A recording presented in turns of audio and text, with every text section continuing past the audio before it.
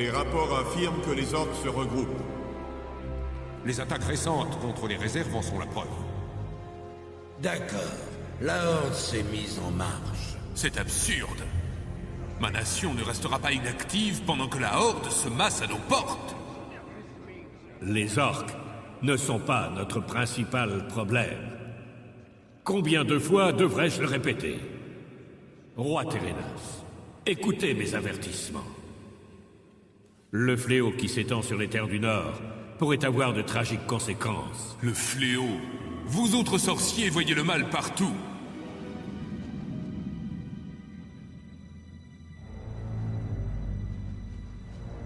Il faut garder mesure, même si ce fléau est pour nous une menace.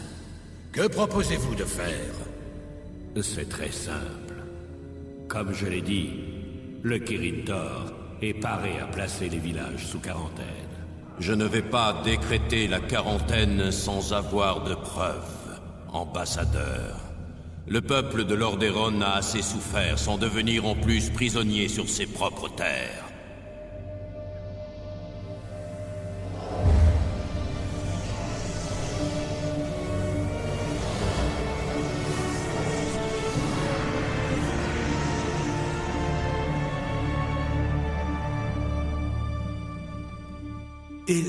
Ils sont déjà prisonniers, sire. Qu'est-ce que ça signifie? Qui êtes-vous? L'humanité est en péril. Les ténèbres étendent de nouveau leur ombre. Et le monde est au bord de la guerre. Il suffit. Garde! Emparez-vous de ce démon! Écoutez-moi. La seule chance pour votre peuple est de partir vers l'ouest, vers les terres oubliées de Kalimdor. Vous êtes fous! Un instant, ambassadeur.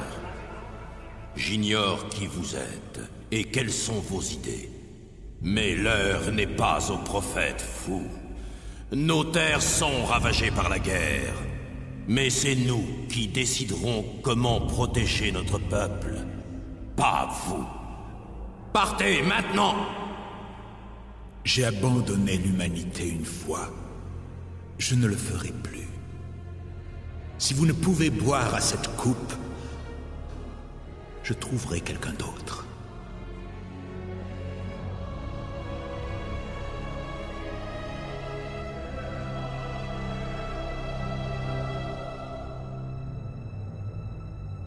Je les ai avertis. Leur destin leur appartient.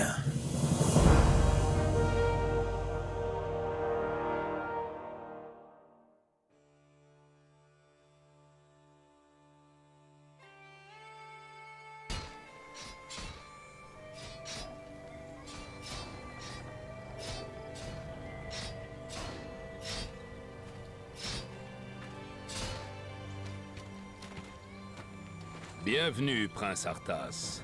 Votre présence nous honore. Oubliez le protocole, Uther. Je ne suis pas encore roi. C'est un plaisir de vous revoir. Plaisir partagé, mon garçon. Je suis heureux que le roi Térénas vous ait envoyé. Mon père espère encore que votre sagesse et votre expérience déteindront sur moi. Un père a bien le droit de rêver, pas vrai? Bon, faisons un point sur la situation. Nos éclaireurs ont confirmé la présence d'un camp d'orques quelque part au-delà de la prochaine crête. J'en étais sûr. Mais il y a pire. Ils se préparent à attaquer Strandbrand. Et à notre connaissance, le village ne dispose d'aucune défense.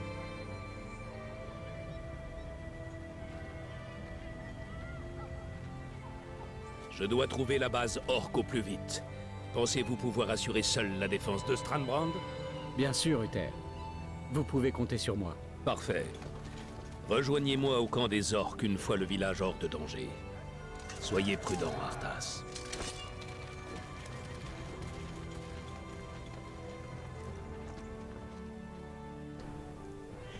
Arthas se retrouve donc devant les portes de Strandbrand, qui est effectivement attaqué par une troupe d'orques. Il va donc s'empresser de massacrer les orques sur place pour pouvoir sauver un maximum de citoyens. Emmenez ces chiens hors de ma vie. T'as entendu le chef?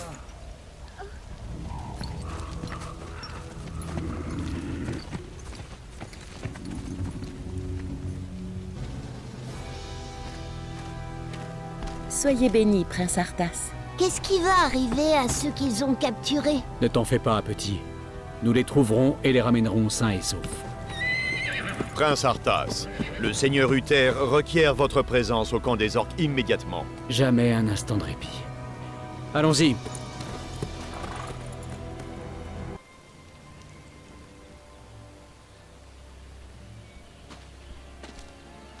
Ah, vous arrivez à point nommé.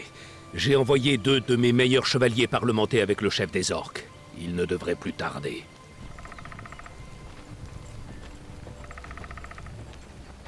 Maudits soient ces orques. Ils ne se rendront donc jamais. Qu'attendons-nous pour réduire ces sauvages à néant? Nous sommes des paladins, Arthas. Nous ne pouvons céder à la soif de vengeance. Si nous laissons nos passions nous aveugler, nous ne valons pas mieux que ces orques. Vous avez raison. Mais si vous vous en sentez le courage, j'aimerais que vous meniez l'attaque. Moi? J'en serais honoré. Je vais rester ici pour veiller à ce qu'aucun de ces sauvages n'attaque le camp. Je ne vous décevrai pas. Je n'ai aucun doute là-dessus.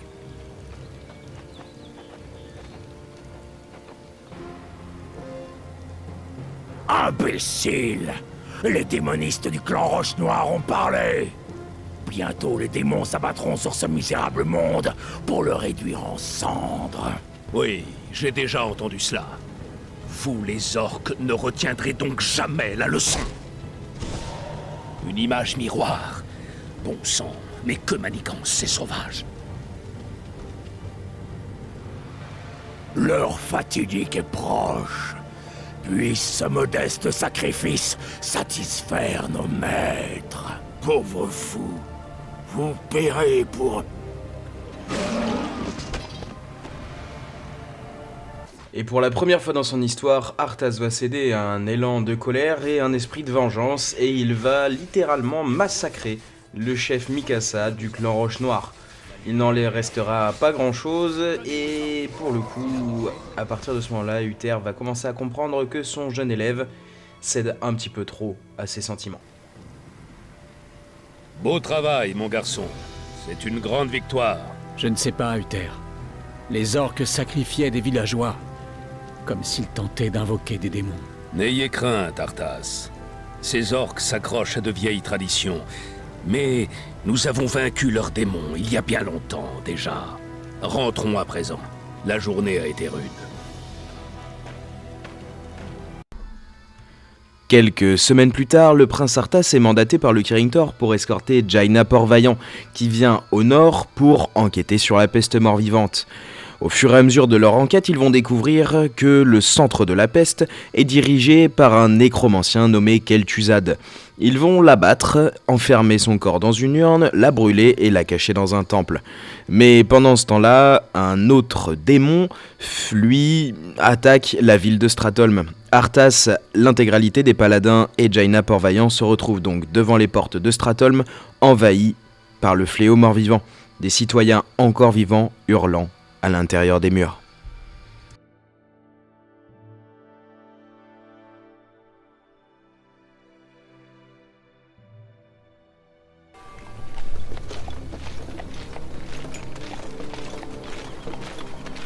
Ravi que vous ayez réussi à nous rejoindre, Uther.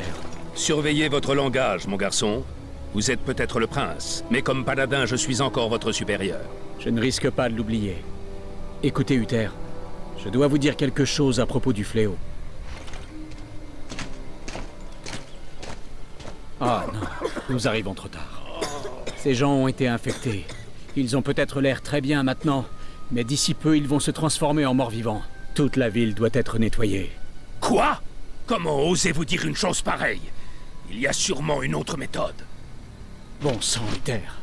En tant que futur roi, je vous ordonne de nettoyer cette ville. Vous n'êtes pas encore mon roi, mon garçon. Et je ne vous obéirai pas, même si vous l'étiez. Je dois donc vous considérer comme un traître. Un traître? Vous avez perdu l'esprit, Arthas. Vraiment? Seigneur Uther, par la grâce de mon droit de succession et par les pouvoirs de ma couronne, je vous relève de votre commandement et j'interdis à vos paladins de servir. Arthas, vous ne pouvez pas... Trop tard! Ceux d'entre vous qui veulent vraiment sauver cette terre, suivez-moi. Les autres, sortez de mon champ de vision. Vous venez de franchir un cap dangereux, Arthas. Jaina? Je suis désolée, Arthas. Je ne puis vous regarder faire cela.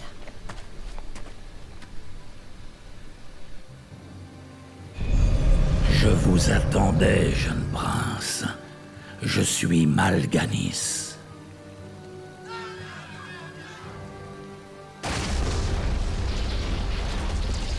Comme vous le voyez, votre peuple m'appartient désormais.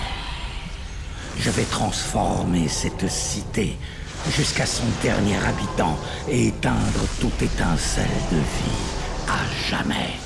Je ne le permettrai pas, Mal'Ganis. Je préfère tuer moi-même ces gens que de les laisser devenir vos esclaves dans la mort. Et pour endiguer le fléau, Arthas va faire exactement ce qu'il a dit. Il va massacrer hommes, femmes et enfants dans la cité pour l'empêcher, Mal'Ganis, de les relever en tant que mort-vivant. Nous allons mettre un terme à tout ceci, Mal'Ganis. Rien que vous et moi. Vous ne manquez pas de bravoure. Malheureusement, votre voyage ne fait que commencer, jeune prince. Rassemblez vos troupes et retrouvez-moi dans les terres arctiques du Norfandre. C'est là-bas que nous réglerons nos comptes. Là-bas que votre vraie destinée vous attend. Je vous pourchasserai aux confins de la Terre si je le dois. Vous m'entendez? Jusqu'aux confins de la Terre!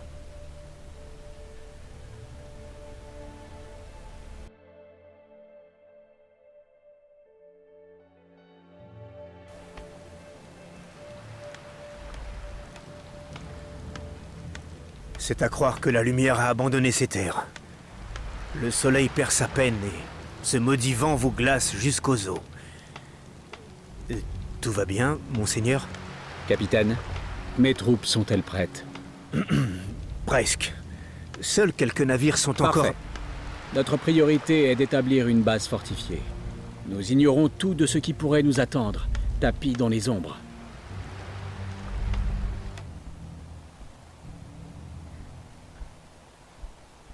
Ah, une mine d'or. Établissons notre base ici. On nous attaque. À couvert! Par ma barbe! Je vous ai pris pour ces maudits morts vivants! Muradin? Muradin Barbe de Bronze, c'est bien vous? Ça alors? Qui aurait cru que le prince Arthas en personne viendrait à notre secours? À votre secours? Mais je ne savais même pas que vous étiez ici. Ça ne change rien, nous aurions bien besoin d'un coup de main. Avec mes camarades, nous avons été attaqués et séparés. Votre aide serait donc la bienvenue. Vous pouvez compter sur moi, Muradin. Allons-y. Dites-moi, Muradin, que faisiez-vous ici? Eh bien, on raconte qu'un ancien portail perdu au milieu de ces terres glacées mènerait vers un lieu oublié. C'est là que se trouverait Deuil-Givre, la légendaire lame runique.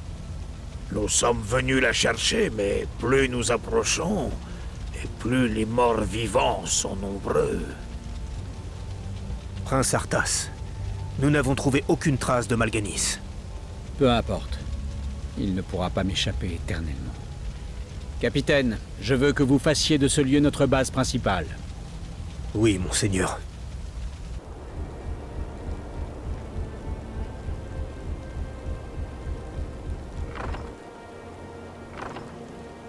Mille excuses, Excellence, mais le prince est de sortie.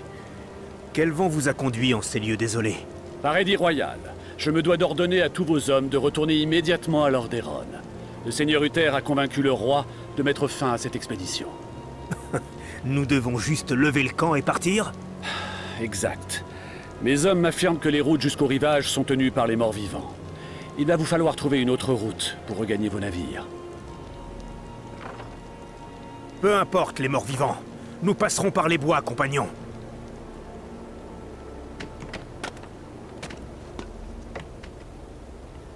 Capitaine, pourquoi les gardes ne sont-ils pas à leur poste?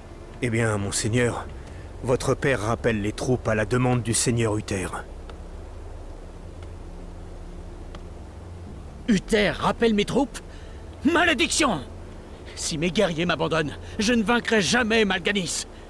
Il faut brûler les navires avant que les troupes n'atteignent le rivage. N'est-ce pas un peu excessif, mon garçon? Brûlez-les jusqu'au dernier. Personne ne doit rentrer avant que notre travail soit terminé. Et du coup, le jeune prince Arthas va donc se diriger vers les navires qui sont sur la côte. Malheureusement, l'intégralité de ses gardes est concentrée à essayer de traverser la forêt pour rejoindre les bateaux, et lui, son objectif, c'est clairement qu'il les atteigne pas. Et sur son chemin, il va tomber sur des camps de mercenaires. Des mercenaires trolls, des mercenaires ogres, il va les enrôler pour l'aider à atteindre les navires et pour les détruire, tout simplement.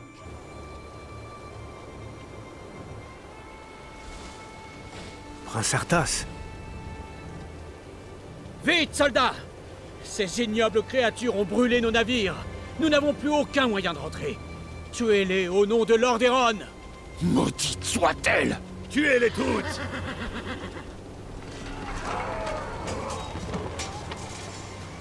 Tous nos navires sont détruits. Qu'allons-nous faire? Écoutez-moi. Seule la victoire nous permettra de rentrer chez nous. Sur ces terres, nous vaincrons ou nous mourrons ensemble.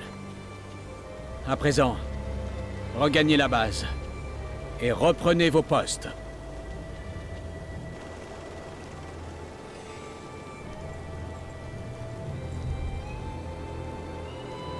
Vous avez menti à vos hommes et trahi les mercenaires qui se sont battus pour vous. Que vous arrive-t-il, Arthas?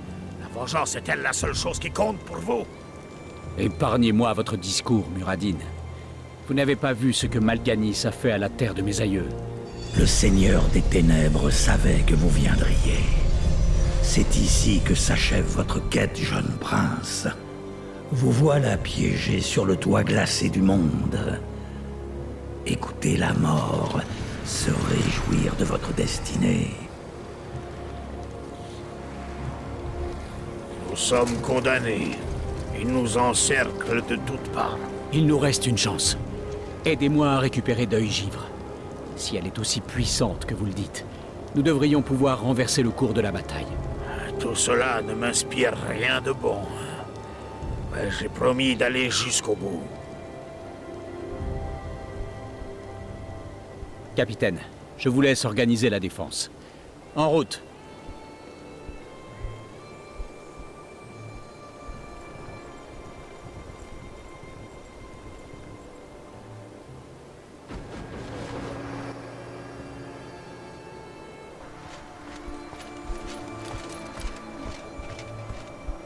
Voyez, Muradin, c'est notre salut.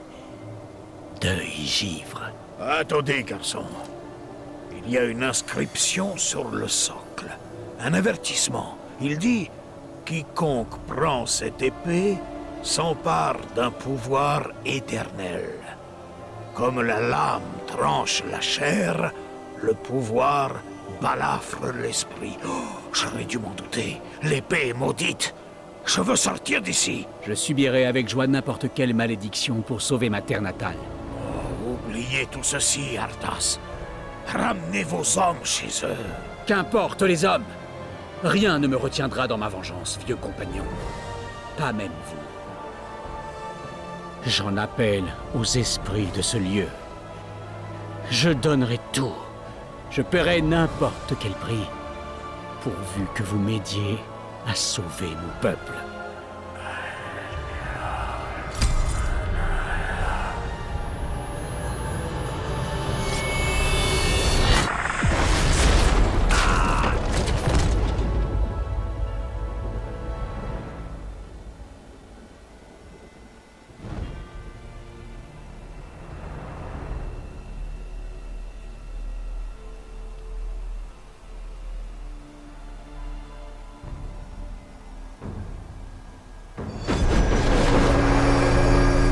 Arthas, où est Muradin? Nous ne tiendrons plus très longtemps. Muradin est mort. Mais réjouissez-vous, capitaine. L'ennemi ne peut s'opposer à la puissance de Deuil-Givre.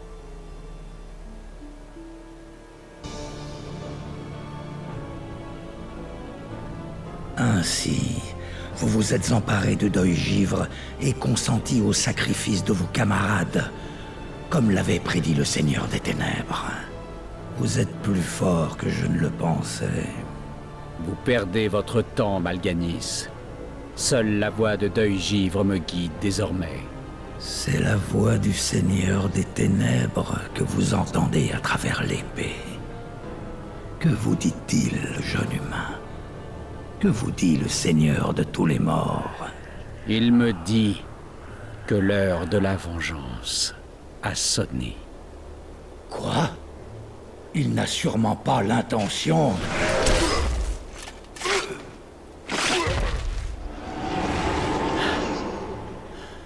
C'en est fini.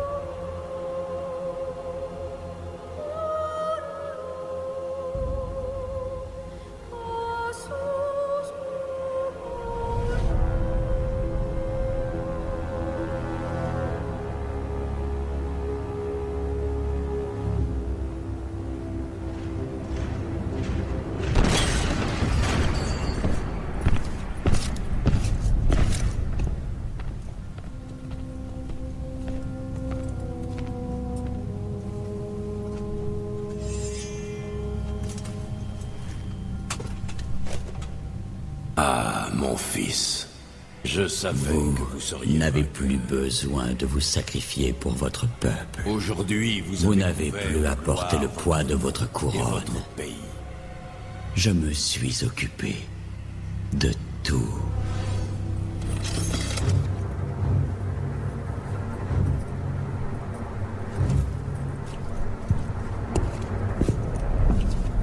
Qu'est-ce que... Que faites-vous, mon fils? Je prends la succession, père. Que vos yeux se ferment. Tandis que les miens s'ouvrent.